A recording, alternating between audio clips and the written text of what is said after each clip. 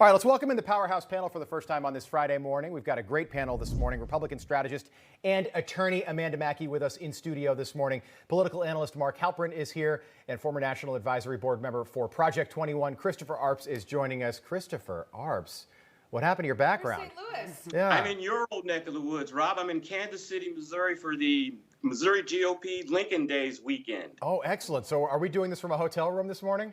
Yes, we are. This is something, by the way, this is symptomatic of the coronavirus, but so many people have been forced to do shows remotely from hotel rooms and that sort of thing. And I always wonder what the person next door to you is thinking right now.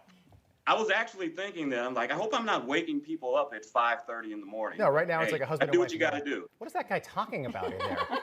He seems like a big Trump Loudly. supporter. I don't get. Where are you? Hotel Raphael, Intercontinental? No, the Westin, downtown. Oh, right downtown. Yeah. I Yeah, used to live in KC. I know it well. Mark, good morning. How are you?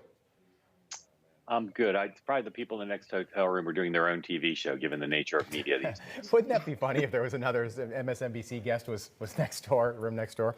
All right, let's jump right into things. We've got a lot that's happened over the last couple of days. President Biden is meeting with world leaders at the G7 summit this morning. They're a little bit ahead of us there in Great Britain after meeting with the British Prime Minister Boris Johnson yesterday. Then it'll be on to Brussels and then Switzerland to meet with Russian President Vladimir Putin next week. This, by the way, while consumer prices here in the U.S. have jumped 5% from where they were at this time last year. That's the biggest spike in inflation we've seen in over 13 years. What's been fascinating is the fact that Germany and the EU made it clear they want to increase their trade relationship with China. Emmanuel Macron of France, the same guy that was slapped in the face by a Frenchman earlier this week, he said that he has no interest in getting into what he called an ideological war with China over the coronavirus. Mark, to you first. How is Joe Biden going to navigate his way through all that today? Well, on China, there's a pretty important story in the Wall Street Journal today pointing out that in some areas, the Biden administration has picked up the Trump administration's China policies. And on Taiwan, they're actually moving closer to Taiwan than the Trump administration was willing to do. So I think Joe Biden is going to have to convince Europe that getting tough, staying tough on China is the right thing to do, because Europeans in general, they don't mind cozying up to China and to Russia, and that doesn't always meld with the U.S. interests. All right, so yesterday, Joe Biden, directly after speaking with the British Prime Minister, said that they had a very productive meeting. Now, this is nothing new, but take a listen to what the president had to say. Prime Minister Johnson and I had a very productive meeting. We discharged and discussed a broad range of issues on which the United Kingdom and the United States are working in very close cooperation. We affirmed the special relationship, as is not said lightly, the special relationship between our people, and we renewed our commitment to defending the enduring democratic values that both our nations share, that are the strong foundation of our partnership. All right, so let's go to Amanda Mackey here in studio in Midtown Manhattan. Amanda, nice to have you in. This is going to be interesting for Joe Biden. It's his first foreign trip. Yesterday, we saw a tweet of Jill sitting at his desk on Air Force One. She said studying up, and then yesterday she reiterated that. She said that the president has been prepping for this for a long time. The guy has been in Washington for 50 years. He was first elected to the Senate in 1972. Don't you think he'd be ready for this by now? He should be ready, but he's not. Clearly, there are some, capacity issues there that we've seen over and over again during his first 150 days in office, during the campaign trail. But hopefully for him, this trip goes better than Kamala Harris's trip. Their foreign overseas trips, thus far for her at least, it's been a complete blunder.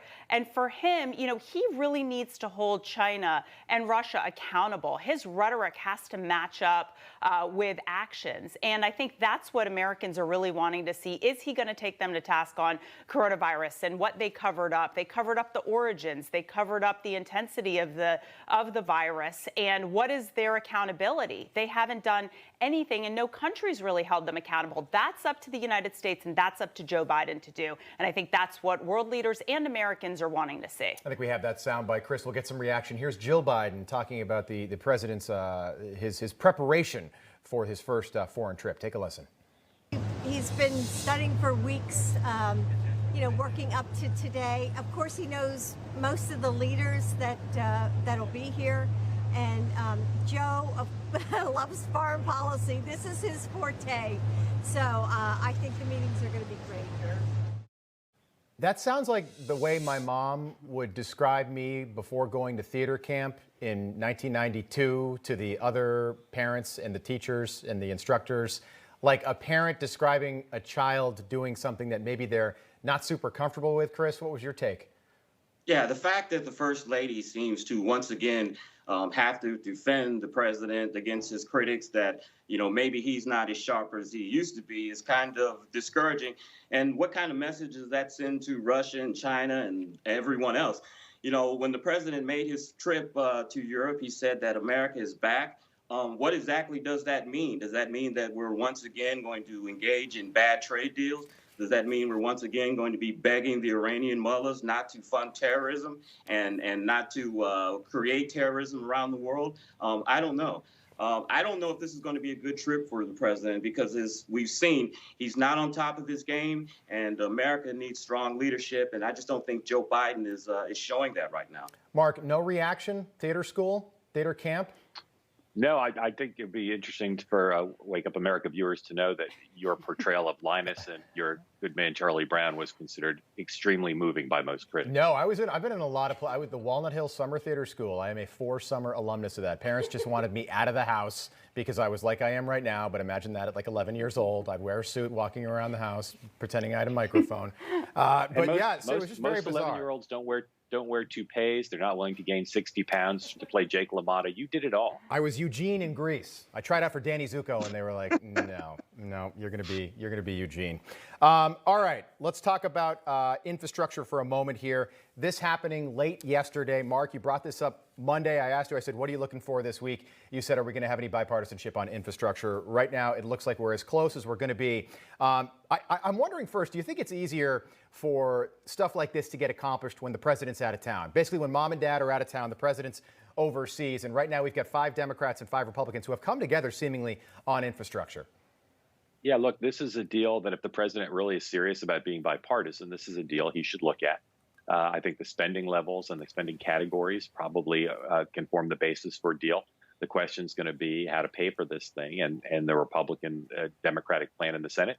And we don't know the full details. They didn't put very many out, but they seem to want to increase the gas tax or at least index it. And that has some Democratic support, but the White House is lukewarm. Look, it's simple. The president can't get Democrats to pass an infrastructure plan. He doesn't have the votes. Yeah. So does he want bipartisanship? Does he want to take a win? Or does he want to try to get Bernie Sanders and Joe Manchin on the same page? We don't know yet. But this Senate plan is a serious offer that the president can and probably will take advantage of. Amanda, do you agree? Right now, the bill is right around $1 trillion. The president said he wants $1.7 trillion. The one sign of that I thought was positive was apparently they've come way up with their actual spending on infrastructure, on bridges, roads, things like that. I think that 9% number of actual infrastructure finally got to them. It was a great talking point for the Republicans. And I think this is where he has an opportunity to be bipartisan, to say and actually act on all those things that he said during his inauguration speech. He wants to bring the country together. He wants to work in a bipartisan way. Here's his opportunity. And he's not going to get it with pushing bills like H.R. 1, the voting rights bill. He's not going to get it with trying to eliminate the filibuster. He's going to get it on infrastructure. That's the one area that's always traditionally been bipartisan. If he can't do this, I'm afraid he can't do anything in a bipartisan way. Panel really enjoyed this. Amanda Mackey, by the way, critical race theory in Florida is gone. Governor Ron DeSantis saying, nope, we're not going to teach that in public schools. Do you think more states are going to follow? I think that right now there are 13 states that have either introduced legislation or have passed into law something to ban critical race theory. And, you know, Ron DeSantis, Governor DeSantis, all he does is win. I mean, he just follows things that are important, follows things that people can talk about, talks about it in an intelligent way, and lobbies for it. He went to the school board and actually lobbied to make sure that this passes, and it passed with unanimous support. Right. So these are the types of things, these kitchen table issues that matter to people. And, you know, Governor DeSantis has led on this. Other governors should look to him and do the same. Amanda Mackey, our Florida connection from St. Pete, my old stomping ground. We'll see you guys all again, top of the hour. Looking forward to it.